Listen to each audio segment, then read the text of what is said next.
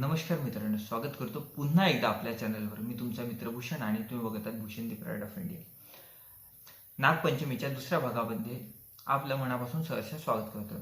पहिल्या भागामध्ये आपण बघितले आहे सापाचे प्रकार, सापा ट्रॅकिंग करत असताना सापापासून आपण कसं वाचायला पाहिजे आणि त्याची ओळख हे आपण पहिल्या भागामध्ये बघितलेलं आहे। दुसऱ्या भागामध्ये आपण बघणार आहोत की सापामागची अंधश्रद्धा आणि ती अंधश्रद्धा आपल्याला आपल्या समाजाने आपल्या मागे कशा पद्धतीने थोपवलेली आहे त्याबद्दलची संपूर्ण माहिती। कोणताही वेळ वाया न घालवता चला तर मग सुरू करूया।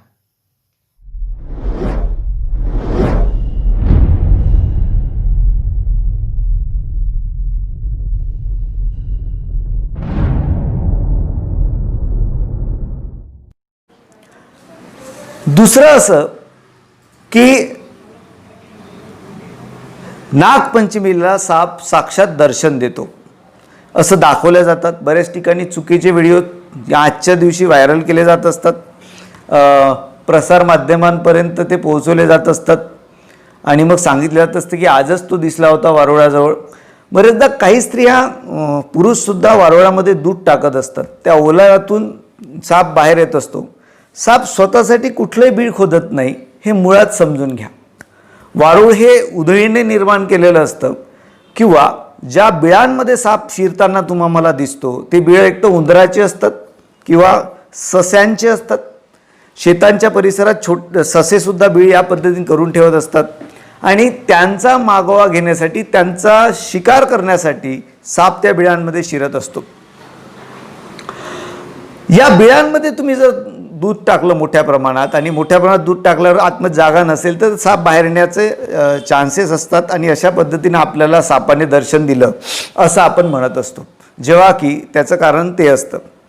परंतु अशा कुठल्याही नागाची पूजा करण्यापासून आपण थांबलो पाहिजे, कारण तो विषारी असतो। त्याला माहीत नसता की तुम्ही त्याची पूजा करायला आलेले आहात आणि त्याला हेही माहीत नाही की आपल्याला मानव जाती साप या नावानं, डोम्या या नावानं, ब्लॅकी या नावानं, ब्लॅक कोब्रा या नावानं ओळखत असते। त्यांना असं अजिबात माहीत नसतं। त्यामुळे आपण काळजी घेतली पाहिजे की पुढच्या सापाला कशा पद्धतीने दूर राहायचं आहे। मित्रांनो, साक्षात दर्शन सापाचं कशा पद्धतीने होत असतं हे जाणून घेतलं आपण। यानंतर सापाच्या जी बीन असते, साप बीनवर डोलतो, गारुड्याच्या बीनवर साप डोलतो असं सांगितलं जात असतं, दाखवलं जात असतं। चित्रपटांमध्ये सुद्धा या पद्धतीचे दृश्य आपण पाहिलेले आहेत। यामागचं कारण नेमकं आपण समजून घेऊ। आपल्याला धक्का बसेल मी हे सांगताना, मी माझं ऐकल्यावर, की मुळात सापाला ऐकूच जात नाही। का? कारण त्याला कानच नसतात, कान पण नाही, त्याला ऐकू पण जात नाही। तरीही मित्रांनो साप बीनवर डोलतो अशा पद्धतीने आपल्याला दाखवल्या जात असते, सांगितल्या जात असते आणि तुम्ही पाहत सुद्धा असता। मग हे यामागचं कारण काय आहे? तर साप हलणाऱ्या प्रत्येक गोष्टीवर लक्ष ठेवतो। विशेषतः तुम्ही नागाचा जर विचार केला तर नाग आणि त्यापुढे कुठली वस्तू असेल, भडक रंगाची असेल किंवा कुठली वस्तू हलत असेल तर जशी जशी ती हलते तशी तशी हा हलत असतो। का हलत असतो? कारण तो एकतर असुरक्षिततेच्या भावनेतून तो संरक्षणाच्या मूडमध्ये आलेला असतो की मोडवर आलेला असतो, किंवा माझ्यावर जर कोणी हल्ला करत असाल किंवा दूर जर तुम्ही नाही गेलेत तर मी तुमच्यावर हल्ला करेल, या हा पवित्रा त्याने घेतलेला असतो। अशा वेळेस तो लक्ष ठेवून असतो की आपला शत्रू कुठे जातोय, काय करतोय, आणि म्हणून तुमच्या लक्षात येईल की बीनच्या खाली जो त्याचा गोंदा असतो तो असा हलत असतो आणि त्याच पद्धतीनं सापसुद्धा हलतो। अनेक ठिकाणी सापाच्या समोर काहीतरी ठेवून त्याला छान पद्धतीने फिरवून दाखवलं जात असते। त्याचं कारणच ते असतं की सापाला ऐकू येत नाही पण तो त्या बीनवर डोलतो। याच्या मागचं कारण मी आधी सांगितल्या पद्धतीने की स्वतःचं संरक्षण करण्यासाठी तो समोरच्या व्यक्तीला शत्रू समजत असतो, अशावेळी त्याच्यावर लक्ष केंद्रित करून ठेवत असतो किंवा एखादी भडक रंगाची वस्तू आकर्षित करणारी त्याला जर आकर्षित केलं तिने तर त्यावर तो लक्ष ठेवतो आणि तो त्या पद्धतीने फिरत असतो आणि आपल्याला वाटतं की बिनवर साप डोलतोय असं होत नसतं, हे आपण समजून घ्या. त्याला ऐकू जात नाही. साप डूब धरतो, बदला घेतो, या पद्धतीने ग्रामीण आणि शहरी दोन्ही भागामध्ये गैरसमज आहे. याचं थोडं विश्लेषण करून पाहताना आपलं असं लक्षात येईल की एक साप मारल्यावर काही ठिकाणी दुसरा साप पण आढळलेला आहे. नाही मारला तरी वारंवार 2-3 साप आलेले लक्षात येईल. काही ठिकाणी आम्हाला अनेकांनी सांगितलं की सर साप मारला, त्याच्या पाठीवर आम्ही मारलं, काठी लागली त्याच्या पाठीला किंवा तोंडाला लागली, त्याचं रक्त पण आम्हाला इथे दिसलं, पण तो पळाला, तिकडे तो लपला, तो परत आला होता. खरं तर एकदा साप जखमी झालं असतं, त्याला मुंग्या असतील, कीटक असतील इतर, ते जिवंत राहू देत नाहीत किंवा त्यांच्यावर हल्ला करतातच ते. त्यामुळे तो साप फार काळ जिवंत राहत नसतोच. मुकामार जरी असेल, मणके काही तुटले असतील तरी त्यांना त्रास होतो आणि मग त्याची गती मंदावते. त्यामुळे इतर प्राणी त्याची शिकार करूच शकतात. त्यामुळे हे सांगायलाच नको की निसर्गामध्ये कमजोर प्राण्याला जागा नसतं. आणि अशा वेळेस जखमी साप फार काळ टिकतील, जगतील. एकतर ते जखमीमुळे मरणारच असतात, त्यांचा मृत्यू होणारच असतो, पण त्याआधीच त्यांची शिकार होण्याची दाट शक्यता असते. आता तुम्हाला जे वाटतं की जखमी झालेला साप परत आलेला होता किंवा या सापाला मारलं म्हणून त्याच जातीचा दुसरा साप आला, अनेक ठिकाणी नागिनला मारलं म्हणून नाग आला किंवा नागाला मारलं म्हणून नागिन आली, असं बोललं जातं. खरं तर मित्रांनो, याचं मागचं खरं कारण असं आहे की समजा मिलन काळ सुरू असेल सापांचा आणि त्या काळामध्ये नरांना आकर्षित करण्यासाठी मादा एक विशिष्ट पद्धतीचा गंध असणारं द्रव्य बाहेर सोडत असते आणि ते द्रव्य जिथे जिथे लागत जात असतं त्याचा मागोवा घेत घेत नर तिचा पाठलाग करत करत तिचा वेध घेत तिच्यापर्यंत पोहोचत असतं. आणि या दरम्यान जर तुम्ही मादीला मारून टाकलं असेल किंवा एखाद्या नराला मारून टाकलं असेल तर निश्चितच त्याच्यामागे आणखी काही नर येणारच आहेत. आणि आपल्याला वाटतं की आपल्याला मारण्यासाठी येत आहेत, पण मूळतः ते मादीचा पाठलाग करत करत येत असतात. बरेचदा मादीच मारला गेली असेल आणि ते द्रव्य तुमच्या पायाला लागून, चपलीला लागून किंवा काठीला लागून तुमच्या घरापर्यंत आलेलं असेल तर सरळ साप तुमच्या घरात येत असतात. आणि मग तो आपल्याला भीती पक्की होते, आपला संशय पक्का होतो की बघ मी मारलं, माझ्याच घरात तो येऊन राहिलेला आहे. तर खरं कारण हे आहे, मुळात सापाचा मेंदू इतका विकसितच नाही आहे की ज्या आधारावर तो एखाद्या व्यक्तीचा चेहरा दीर्घकाळ लक्षात ठेवेल आणि विश्लेषण करू शकेल, पत्ता शोधू शकेल. त्याच्याकडे काही अशी सिस्टीम नाही आहे की आपल्यासारखी या पद्धतीने चालला पत्ता विचारत, असं नाही आहे. त्यामुळे साप डूब धरत नाही. यानंतर सापाचा लाग किंवा मिलन पाहिलं तर आंधळा होतो, व्यक्ती आंधळा होतो असं बोललं जातं. जनसामान्यांमध्ये याबद्दल एक गैरसमज आहे, तो मी आधी सांगून पुढे जातो की बरेचदा 2 नर भांडत सुद्धा असतात आणि त्याला सुद्धा लाग किंवा मिलन होत आहे असं म्हटलं जात असते. अनेक सर्पमित्रांनी नर मादा सापांचे मिलन पाहिलेले आहेत आणि त्यापैकी कोणीही आंधळ झालेलं नाही. मिलन काळामध्ये सापांना डिस्टर्ब करू नये, अनेकदा सापांना मारण्याच्या याच्यात दोन्ही सापांना मारून टाकलं जात असतं. कारण त्याच्या मागचं कारण स्पष्टच आहे, मी आधी सांगितलं की त्याबद्दल ओळख नसणे, वैज्ञानिक माहिती त्यांना जनसामान्यात नसते. त्यामुळं मित्रांनो, विषारी साप समजून सगळ्याच सापांना मारल्या जात असते. तर साप या पद्धतीनं लाग दिसल्यास आंधळा कोणी होत नाही. मंत्राने विष उतरतं असं बोललं जातं. त्या पद्धतीने अनेकदा मांत्रिकाकडे विषारी साप चावल्यावर त्यांना नेलं जात असतं. तर मित्रांनो, आपण पाहिलं की सापाचा लाग जर पाहिला तर आंधळा होतो आणि त्याला काही कुठलाही वैज्ञानिक आधार नाही आहे, हे आपण पाहिलं. साप चावला आणि तो पलटला की विष सोडतं असं बोललं जातं. आता तुम्ही विचार करा की माझ्या हाताला साप चावलेला आहे आणि मग तो पलटतो आणि विष सोडतो असं बोललं जातं. खरं तर सापाचे जे दातं असतात ते या पद्धतीनं असतात. हुकप्रमाणे, आणि ते जर खोलपर्यंत गेले तर त्यांना काढताना त्रास होतो, त्यामुळे त्याला पलटावं लागतं, ते विष सोडण्यासाठी नाही तर दात काढण्यासाठी. मुळात सापाच्या वरच्याच दातांमध्ये विष असतं, त्यामुळे त्याला जेव्हा तो चावतो तेव्हाच विष इंजेक्ट होत असते, त्यामुळे पलटून त्याला विष टाकण्याचे काही संबंध नाही. दात अडकलेले आहेत, ते काढण्यासाठी बरेचदा ठिकाणी पलटत असेल, हे होऊ शकतं. परंतु अनेक ठिकाणी या पद्धतीने साप पलटला असं पाहण्यास आढळलं नाही. काही लोकांना ते आढळलं असेल कदाचित, त्यामुळे असा समज मान्यता तयार झाली असावी. मंतरलेलं ताबीज जर बांधलं गळ्याला तर साप चावत नाही. एका बाबाने अशी जाहिरात केली होती की माझ्याजवळ एक जडीबुटी आहे, ह्या जडीबुटीवर मी मंत्र टाकलेत आणि ते हिरव्या लाल कुठल्या दाराला जर बांधून दिली तर त्या दाराच्या आतमध्ये किंवा त्या दारातून कुठलाही साप आतमध्ये येऊ शकणार नाही, कारण इतकी शक्ती, दैवी शक्ती त्या जडीबुटीमध्ये किंवा त्या एका झाडाच्या फांदीच्या तुकड्यामध्ये असते, असा दावा केला जात होता.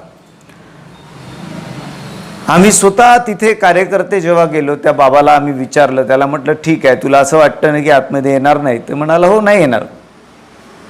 मग आम्ही आमच्या सर्पमित्रांकडे जे काही साप होते ते साप आम्ही त्याच्या दारावर जे बांधले होते त्यांनी, त्या दाराच्या आतमध्ये जाईल अशा पद्धतीने बाहेरच साप सोडला आणि 2-3दा साप आतमध्ये जात होता आणि लोकांच्या लक्षात आलं की बाबा जो दावा करतो तो खोटा आहे.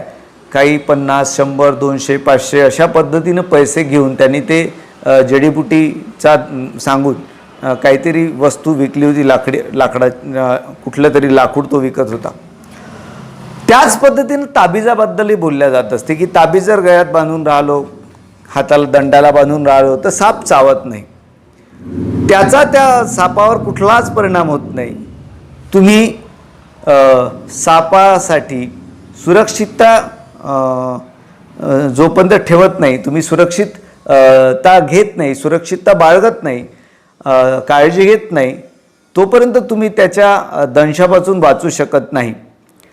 त्याला अजिबात तुम्हाला मला चावायचं नसतं, परंतु त्याला जर असुरक्षित वाटलं तर या पद्धतीत तो हल्ला करत असतो. बरेचदा बचावासाठी संधीही देतो, ज्या पद्धतीने कोबरा मोठ्याने आवाज करतो किंवा घोणस असेल मोठ्याने आवाज करतो, फणा मारण्याचा प्रयत्न करतो नाग, तर ते आपल्याला अलर्ट करत असतात की आमच्यापासून दूर राहा, तर सावध व्हा. तर हे आपण हेरलं पाहिजे. असे ताबीज आणि कुठल्याही पद्धतीने बांधून काही होत नसतो. अनेकदा आपण आव्हान टाकलेले आहेत, जे बनतात लोक, जे बाबा मांत्रिक सांगतात की या दरबारातला बाबा आहेत, त्या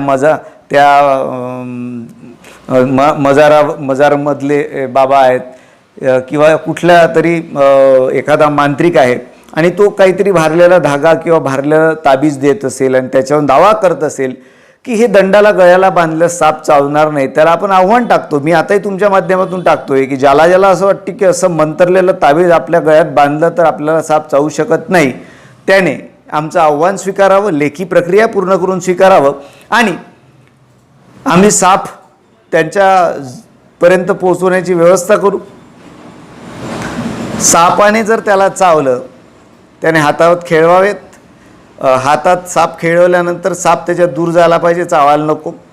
असे आम्ही 2-3दा प्रयोग करू आणि आपण ते आव्हान स्वीकारावं. आपलं आव्हान साधं आहे की या पद्धतीनं साप अंगावर खेळवा, चावल्यास तुम्हाला मृत्यू होता कामा नये. कारण या ताबीजच्या लोकांचं हे सुद्धा म्हणणं असते की साप चावलाही जरी विषारी तरी ते चढत नाही. मित्रांनो, याला कुठलाही आधार नाही आणि अनेकदा हे तपासून बघितलं. आम्ही आव्हान टाकले, कुठलाही मांत्रिक हे आपलं आव्हान स्वीकारत नाही, कारण त्याला माहीत असते की लोक भीतीतून सावधगिरी बाळगण्यासाठी भीतीचा फायदा घेत या पद्धतीने लोक लुबाडल्या जाऊ शकतात आणि मांत्रिक त्या भीतीचाच फायदा मोठ्या प्रमाणात घेत लोकांना या पद्धतीने जडीबुटी असेल किंवा ताबीज असेल, अंगारा असेल, लिंबू असेल, कुठली तरी एखादी वस्तू असेल, यावर मंत्रतंत्र टाकून देत असतो आणि लोकांना लुबाडलं जात असते. कृपया अशा भूलथापांना बळी पडू नका. सापांना अजिबात माहीत नसते की तुम्ही ताबीज बांधलेला आहात. त्यामुळे त्याला जर असुरक्षित वाटलं तर तो तुमच्यावर हल्ला केल्याशिवाय राहणार नाही. सर्पमित्र दारावर लिहिल्यास तो घरात येत नाही असंही मधल्या काळात मोठ्या प्रमाणात बोलल्या गेलं की सर्पमित्र घरावर लिहा म्हणजे तुमच्या घरात साप येणार नाही. मला वाटते फारच हास्यास्पद आहे मित्रांनो. आजपर्यंत कुठलाच साप बालवाडी, प्राथमिक, माध्यमिक, हायस्कूल कुठल्याच शाळा महाविद्यालयात शाळेत शिकायला गेलेला नाही. त्याला बाराखडी माहीत नाही. असं असताना त्याला दारावरचं सर्पमित्र कसं वाचता येईल हा प्रश्न खरं तर सुज्ञ नागरिकांनी स्वतःलाच विचारला हवा होता. परंतु असा कुठलाही प्रश्न न विचारता, स्वतःचा तर्क न वापरता अनेकांनी आपल्या दारावर सर्पमित्र लिहून ठेवलेत आणि मग त्यांना पुढची अडचण सुरू झाली. येणे जाणारे व्यक्ती हे त्यांच्या घरी साप आला, साप निघाला म्हणून त्यांना बोलवायला जायचे. त्यामुळे मित्रांनो, असं सर्पमित्र लिहिल्यानं कोणताही साप ते वाचून दूर जाईल असं होत नाही. नाग संपत्तीचं, धनाचं रक्षण करतो असं बोलल्या जातं. याचा संबंध गुप्तधनाशी सुद्धा काही लोक जोडत असतात. हांडा आहे, त्या हांड्यामध्ये भरपूर सोनं आहे, धन आहे आणि त्या धनावर एक नाग बसलेला आहे. हा नाग तिथपर्यंत पोहोचू देत नाही. तो जीव मागतो किंवा त्याला शांत करावं लागेल, त्याला दुसरीकडे न्यावं लागेल, त्याला वशमध्ये करावं लागेल असं मांत्रिक सांगून मोठ्या प्रमाणात बळी, पैसे, पूजासाठी पैशाची मागणी करत अनेकांना गंडवत असतो. सापांना जर खरंच असं कळलं असतं की इथे हांडा आहे, हंड्यामध्ये आता हंड्यामध्ये जुन्या काळामध्ये मडके आणि हंड्यांमध्ये या पद्धतीचं सोनं नाणे लपवून ठेवल्या जात होते आणि ते खोदकामात अनेक ठिकाणी आढळतात. काही वेळेला 1-2 ठिकाणी सापं आढळले असतील जर बिळे असतील तिथपर्यंत. पण हा लोकसमज तयार झाला. परंतु काही लोक जाणीवपूर्वक मांत्रिक सांगत असतात, मी आधी सांगितल्याप्रमाणे. आणि मग हांड्यामध्ये किंवा मडक्यामध्ये किंवा एखाद्या भांड्यामध्ये जे काही सोनं ठेवलेलं असेल त्याचं रक्षण करण्यासाठी सापाला गेलं पाहिजे. हे सापाला जर कळत असेल तर मित्रांनो किती चांगलं होऊन जाईल. भारतभरातल्या बँकांना सुरक्षा रक्षक नेमण्याची गरजच नाही. कारण त्या बँकांमध्ये मोठ्या प्रमाणात सोनं ठेवलेलं असतं, काहींनी सुरक्षेसाठी, काहींनी गहाण म्हणून. त्यामुळे इतकं मोठ्या प्रमाणात सोनं या ठिकाणी असताना सापं त्या परिसरातच राहतील, बँकेत राहतील आणि कुणीही त्या बँकेत चोरी करण्याची हिंमत करणार नाही. मुळात चोरीच होऊ शकत नाही जर हे मत खरं समजलं तर. त्यामुळे आपण माझ्या या तर्काचा अंदाज घेत समजून घेतलं पाहिजे की या पद्धतीनं कुठलाही साप धनाचं रक्षण करत नाही. त्याचा मेंदू इतका विकसित नाही. एखाद्या ठिकाणी जर असं झालेलंच असेल तर त्याचं कारण एवढंच आहे की एखाद ठिकाणी खोदलं, ते मिळालं आणि तिथे सापाचं बीळ असेल किंवा उंदराचं बीळ असेल आणि उंदीर खाण्यासाठी साप तिथे आला असेल. एवढंच तिथे जे काही घडलं ते घडलं असेल. यानंतर मित्रांनो, या धनाच्या आणि संपत्तीच्या संदर्भात नागाबद्दल आणखी एक गैरसमज असा आहे की साप लहानाचा मोठा होतपर्यंत काही ठराविक दिवसाच्या आड कात टाकत असतो. ही कात टाकल्यावर तो पुन्हा नवा अगदी फ्रेश असा दिसतो, चमकणारा असतो. एक छान नवीन स्किन त्याला आलेली असते, जुनी निघून गेलेली असते. आता ही जी स्किन असते, ही स्किन म्हणजेच आपण या भाषेमध्ये कात असं म्हणू.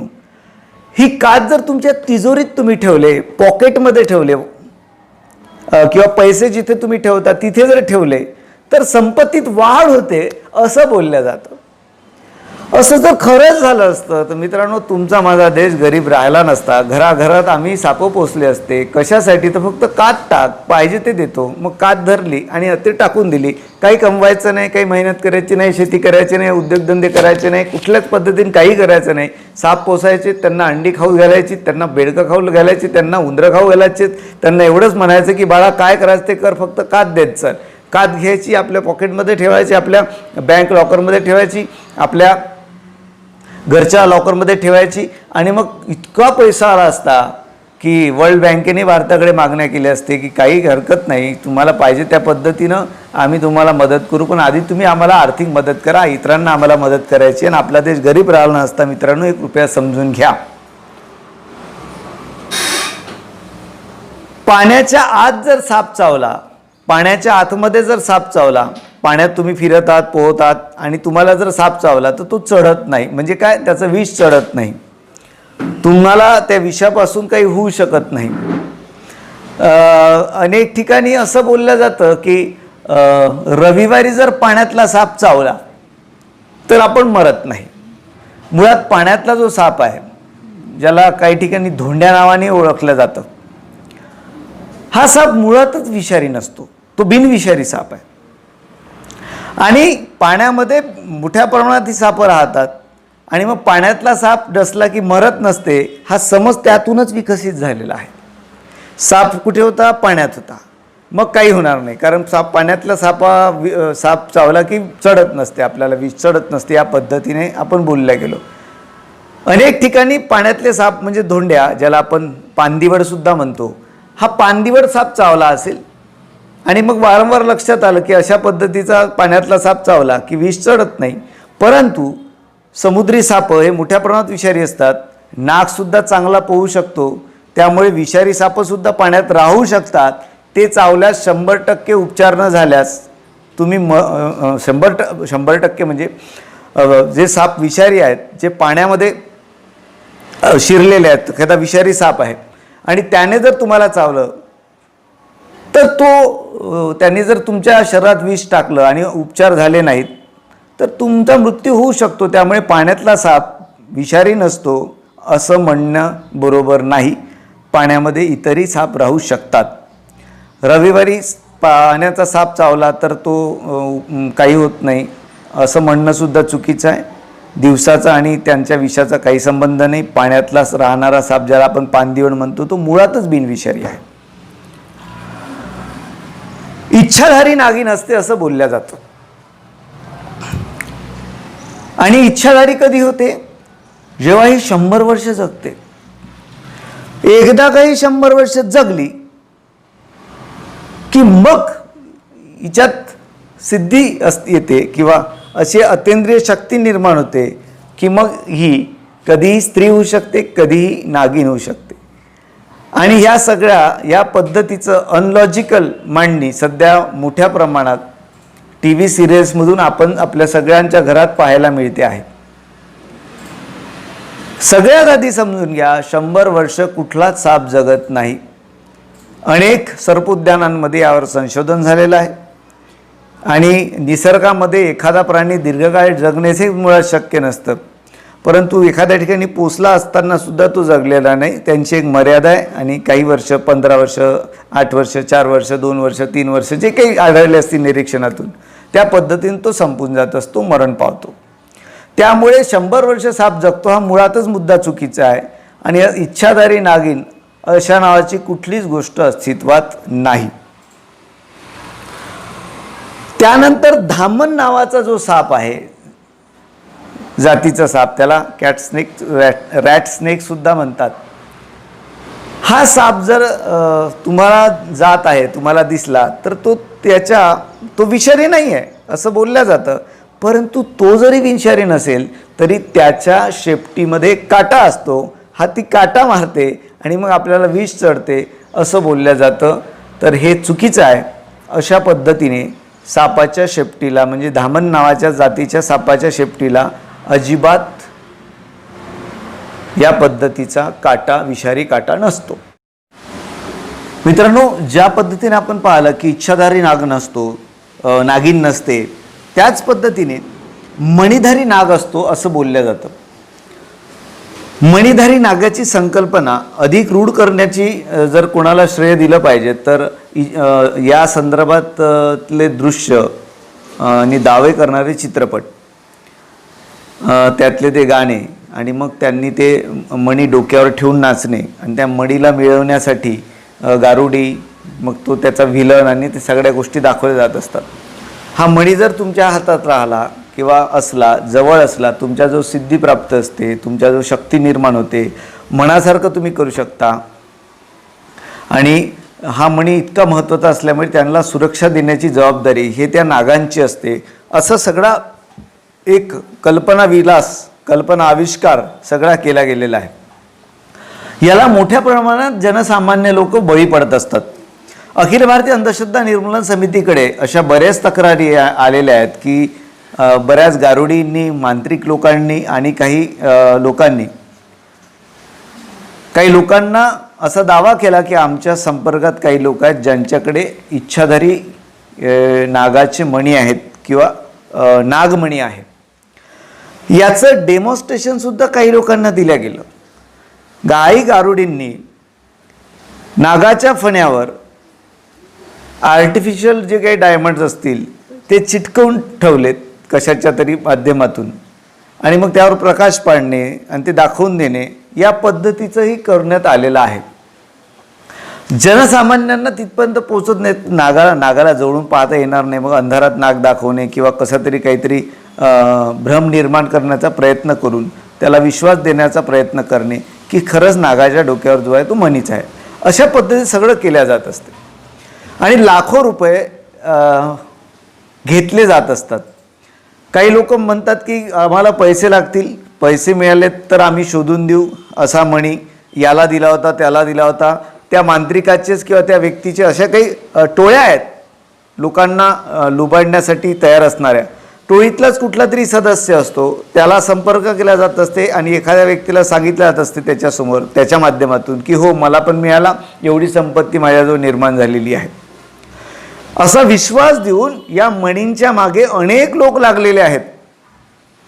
असा कुठलाच मणी जगात उपलब्ध नाही. त्यामुळे कुणीही या गोष्टींवर विश्वास ठेवू नये. चिकित्सा करावी. अनेक लोकांना लुबाडल्या गेलेला आहे. इच्छाधारी नागही नसतो आणि या पद्धतीचा नागमणीसुद्धा अजिबात नसतो.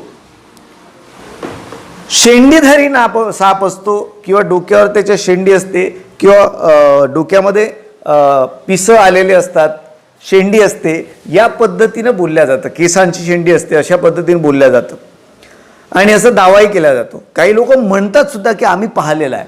थोडं सविस्तर समजून घेऊ मित्रांनो. सगळ्यात आधी आपण समजून घेतलं पाहिजे की साप हा सस्तन प्राणी नाही, त्यामुळे त्याला केस येणं शक्य नाही. त्याला केस येत नाहीत.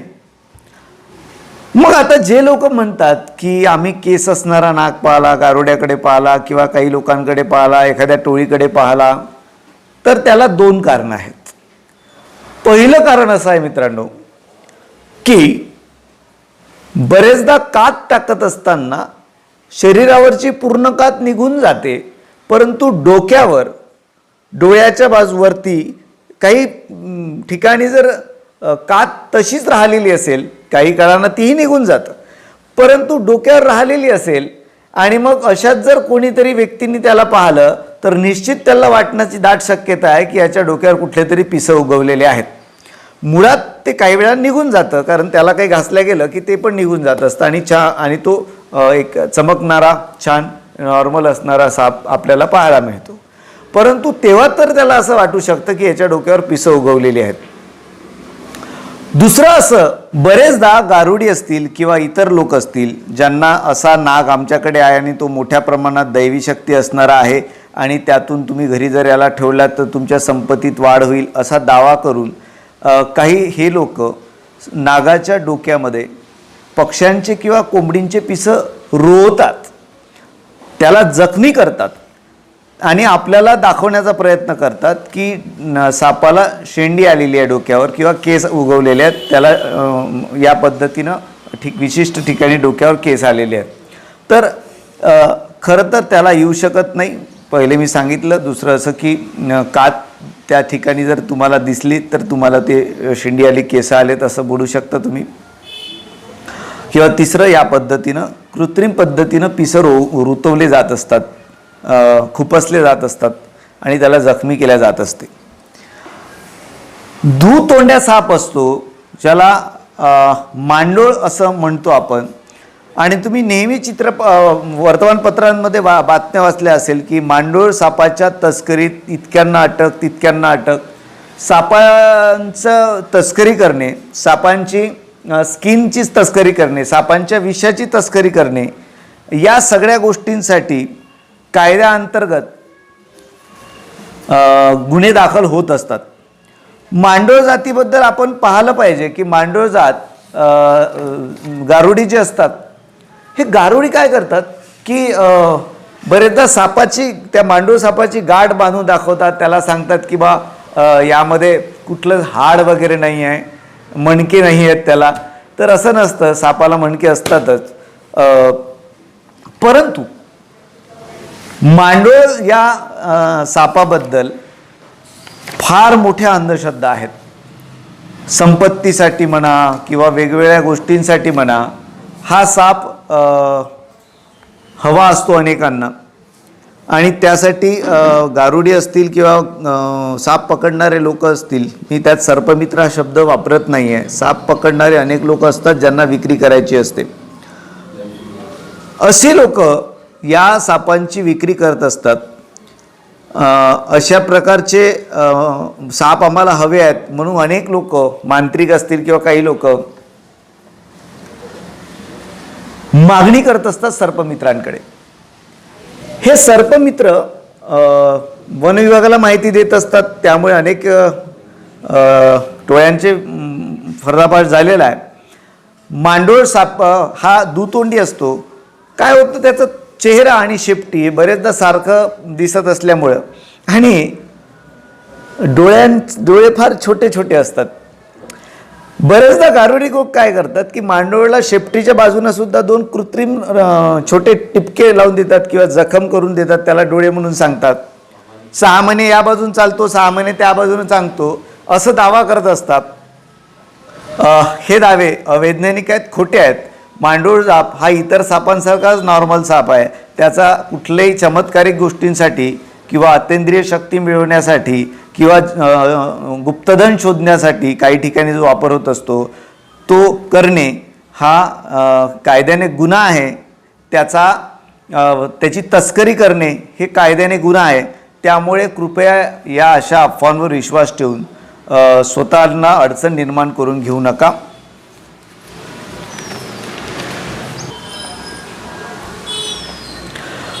यानंतर बघू आपण मित्रांनो, सापाबद्दल असं बोललं जातं की यांना सुगंध आवडतो.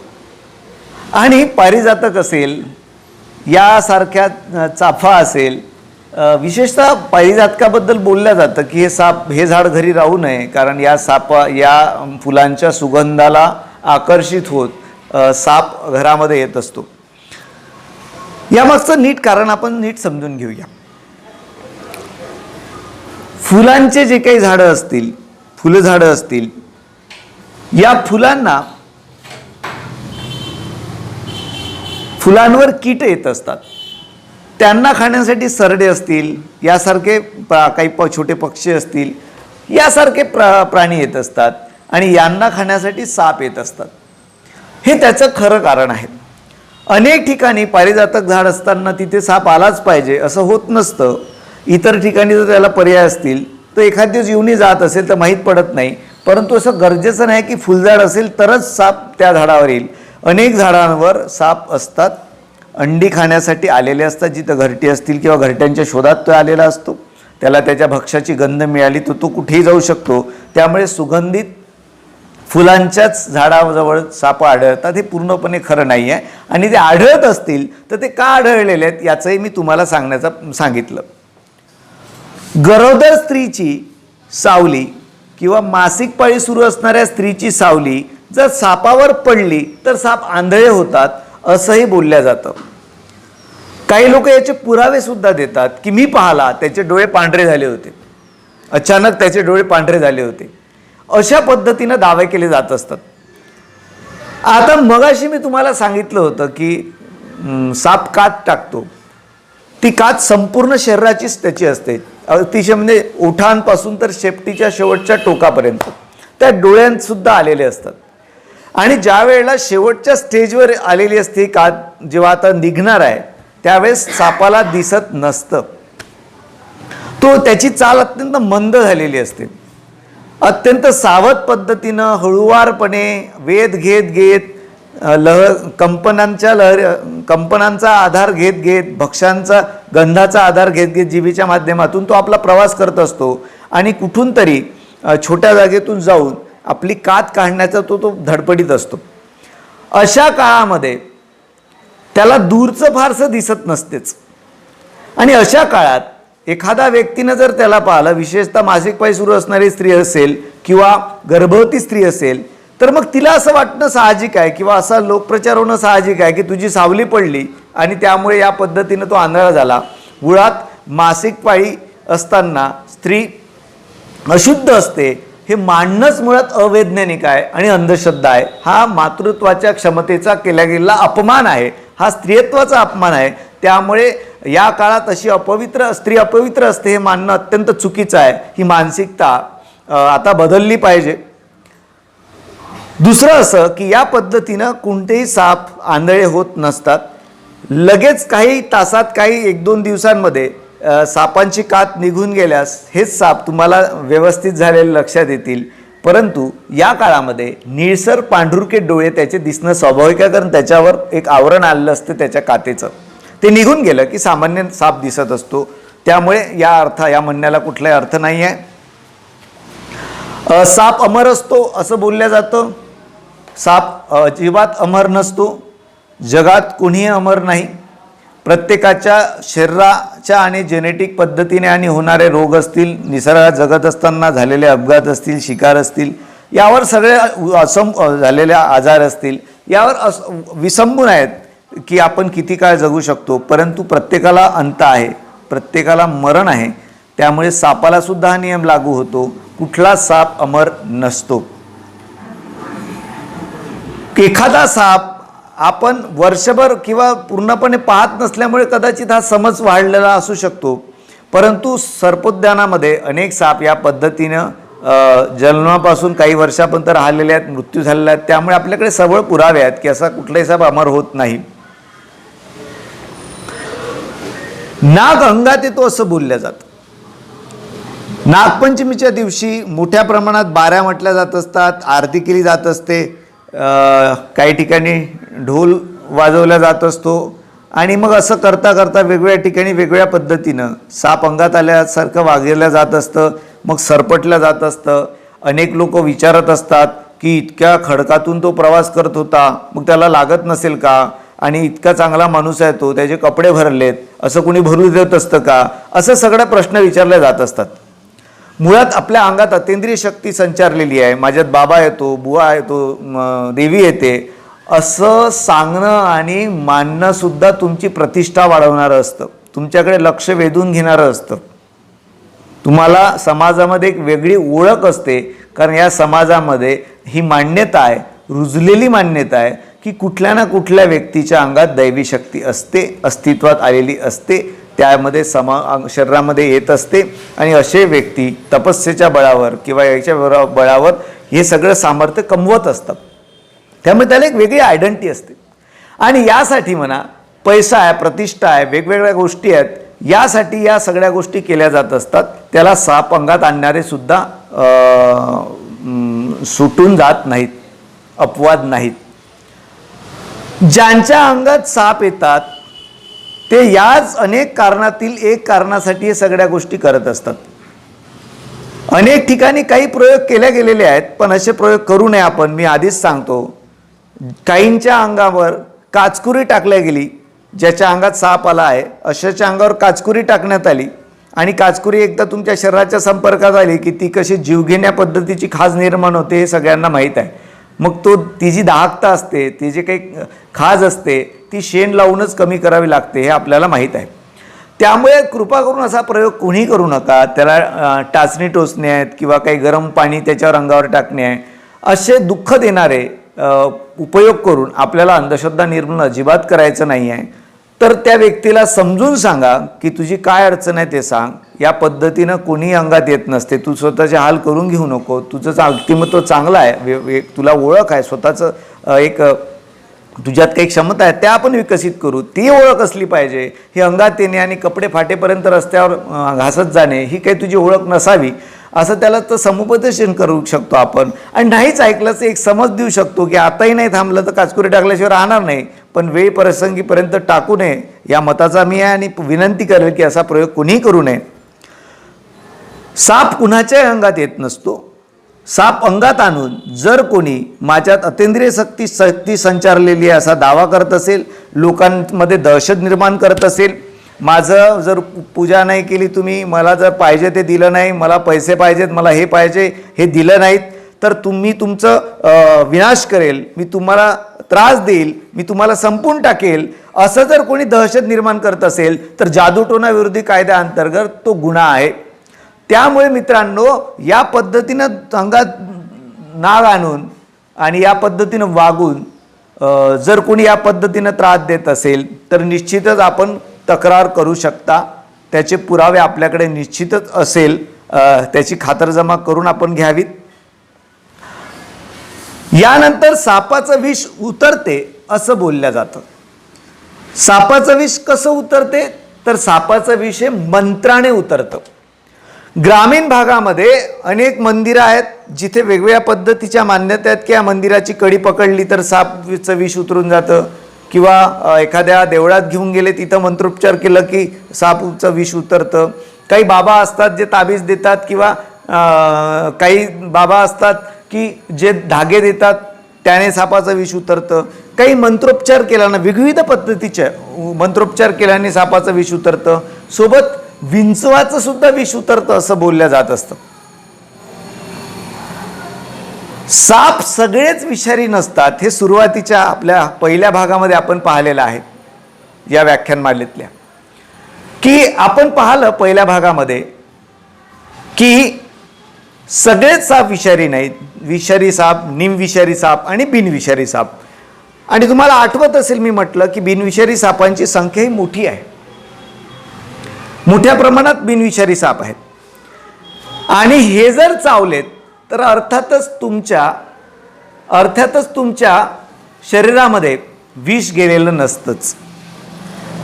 जर तुमच्या शरीरातच विष नाही आणि मांत्रिक तुम्हाला विष उतरवण्याचे मंत्र टाकतोय तर अर्थातच तो टाको नाही टाको तुम्ही मरणार नाहीच आहात, कारण विषच तुमच्या शरीरात नाही. त्यामुळे क्रेडिट जातं मांत्रिकाला की मंत्राने याने विष उतरवलेला आहे. पहिला मुद्दा.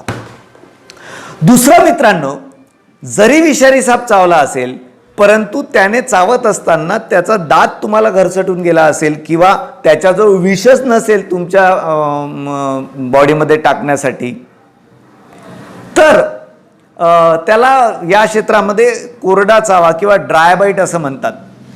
या ड्राय बाईट झाल्यावर किंवा या पद्धतीचा चावा त्याने घेतला असेल सापानी, ज्या चाव्यामध्ये विषच तुमच्या शरीरात गेलेलं नसेल आणि अशा पेशंटला मांत्रिकाकडे नेलं असेल आणि मांत्रिकाने जर विष टाकलं असेल तर पुन्हा क्रेडिट मांत्रिकाकडे जातं की बापरे विषारी नाग चावला पण तो वाचला, मंत्राने वाचला, खरं तर विषच शरीरात गेलेलं नसतं.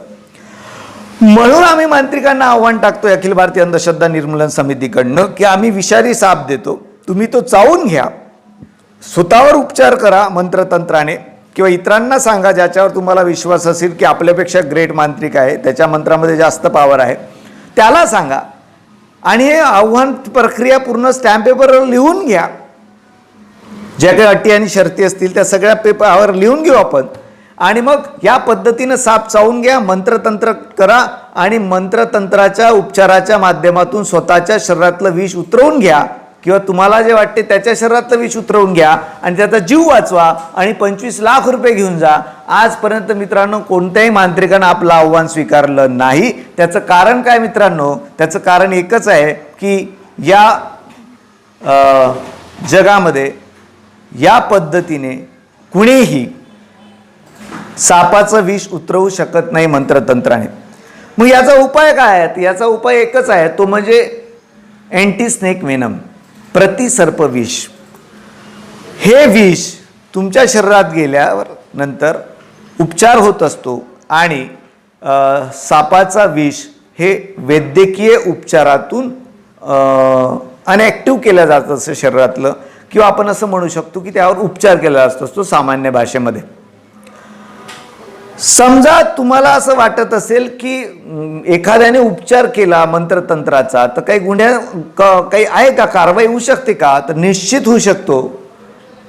अखिल भारतीय अंधश्रद्धा निर्मूलन समितीचे संस्थापक राष्ट्रीय संघटक, प्रसिद्ध बुद्धिप्रामाण्यवादी विचारवंत तथा जादूटोना विरोधी कायद्याचे रचनाकार प्राध्यापक श्याम मानव यांच्या पुढाकाराने आणि महाराष्ट्र शासनाच्या दृढ निश्चयातून जादूटोना विरोधी कायदा हा अस्तित्वात आलेला आहे 2013 साली.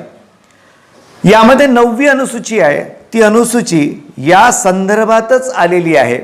ती अनुसूची मी तुम्हाला वाचून दाखवतो. ती अशी आहे की कुत्रा, साप किंवा विंचू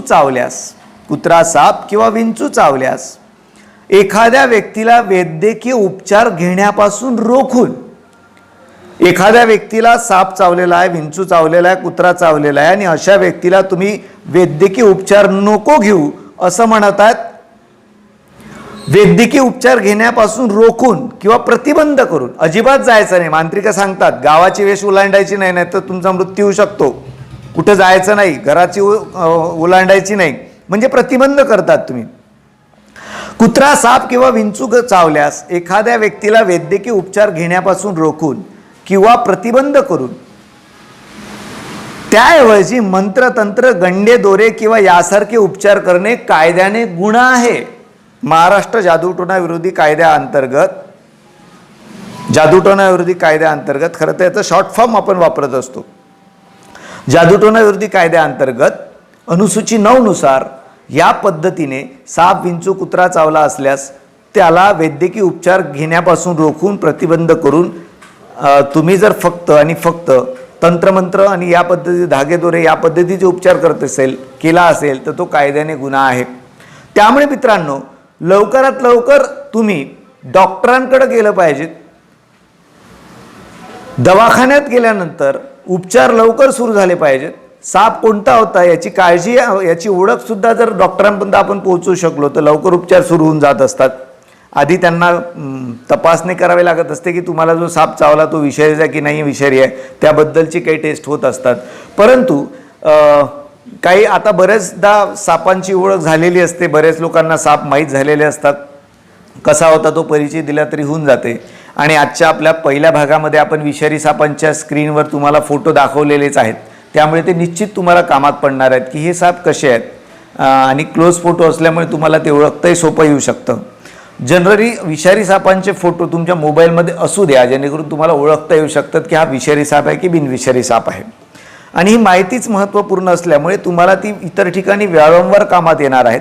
सापांबद्दलच्या अनेक गैरसमज आहेत, अनेक अंधश्रद्धा आहेत, परंतु सगळ्याच या व्याख्यानामध्ये घेणं आपल्याला शक्य नव्हतं. पण महत्त्वाच्या ज्या काही होत्या त्या आपण मित्रांनो तुमच्यापर्यंत पोहोचवल्या. यामागं या चॅनलच्या संचालकांचा आणि अखिल भारतीय अंधश्रद्धा निर्मूलन समितीचा हाच उद्देश होता की सापांबद्दलचे गैरसमज दूर व्हावेत, अंधश्रद्धा दूर व्हाव्यात आणि त्यातनं होणाऱ्या सापांच्या हत्या थांबाव्यात आणि माणसांचे होणारे मृत्यूसुद्धा थांबावेत. कारण मित्रांनो, साप हा तुमच्या माझ्या निसर्गातला एक महत्त्वाचा घटक आहे. हा अन्न साखळीतील महत्त्वाचा घटक आहे. साप हा शेतातल्या, तुमच्या गोडाऊनमधल्या, परिसरातल्या, घरातल्या, आजूबाजूच्या परिसरातल्या उंदरांवर नियंत्रण ठेवतो. म्हणजे महत्त्वाचा जो घटक आहे तो इतरही भक्ष्य खातो, परंतु उंदरांवर नियंत्रण ठेवतो. आणि उंदीर हे मोठ्या प्रमाणात शेतीच्या उत्पादनाची नासाडी करत असते. साप त्यावर नियंत्रण ठेवतो. त्यामुळे साप जर निसर्गातून कमी झाला, परिसरातून कमी झाला, शेतीच्या परिसरातून कमी झाला, तर मोठ्या प्रमाणामध्ये शेतीचं नुकसान करणारे जे काही घटक आहेत ते वाढीला लागतील आणि आपल्या अर्थव्यवस्थेवर डायरेक्ट इनडायरेक्ट त्याचा परिणाम होणार आहे. तुमच्या वैयक्तिक अर्थशास्त्रावर त्याचा परिणाम होणार आहे, शेतीच्या उत्पादनावर त्याचा परिणाम होणार आहे. त्यामुळे मित्रांनो, सापाची आपण एकदा ओळख करून घ्यावी. साप विषारी बिनविषारी काय ते आपण समजून घ्यावं. आणि साप तुम्हाला रस्त्यात आढळला, जंगलात फिरताना म्हणा, ट्रॅकिंगमध्ये असताना म्हणा, शेतीला असताना म्हणा, गाडी चालवताना असता म्हणा, तर त्याच्या दुरून जेवढं जाता येईल तेवढा तुम्ही प्रयत्न करा. त्याला क्रॉस होऊ द्या. गतीनं जर गाडी असेल तर थांबवून अपघात करण्याचा प्रयत्न करू नका. एखाद्या वेळेस साप वाचवण्याच्या नादात तुमचा अपघात होऊ शकतो, त्यामुळे लक्षपूर्वक आपण गाडी चालवण्याचा प्रयत्न करूया. आणि समजा साप तुमच्या हातून जखमी झाला असेल तर तो पुन्हा तुमच्या घरी येईल ही भीती अजिबात ठेवू नका, कारण तसं काही होत नसतं. त्यामुळे मित्रांनो, मी तुम्हाला पुन्हा आवाहन करेल की सापाबद्दलचे अज्ञान आपण आज दूर करूया. सापाबद्दलची माहिती सर्वांपर्यंत हा व्हिडिओ पोहोचवून पूर्ण करूया आणि आपला देश संतांच्या महापुरुषांच्या विचारातील वैज्ञानिक दृष्टिकोन ठेवणारा करूया. याकरता सगळ्यांनी प्रयत्न करूया एवढं कळकळीचं आवाहन करतो आणि तुमचे आभार मानतो. धन्यवाद. तर मित्रांनो, ही माहिती तुम्हाला कशी वाटली हे नक्की मला कमेंट्समध्ये सांगा. आवडली असल्यास लाईक करायला विसरू नका. आमच्यासोबत जोडण्यासाठी किंवा जुळण्यासाठी या चॅनलला सबस्क्राईब करायला विसरू नका. धन्यवाद. भेटूया अशाच एका नवीन व्हिडिओमध्ये. तोपर्यंत घरी राहा आणि काळजी घ्या.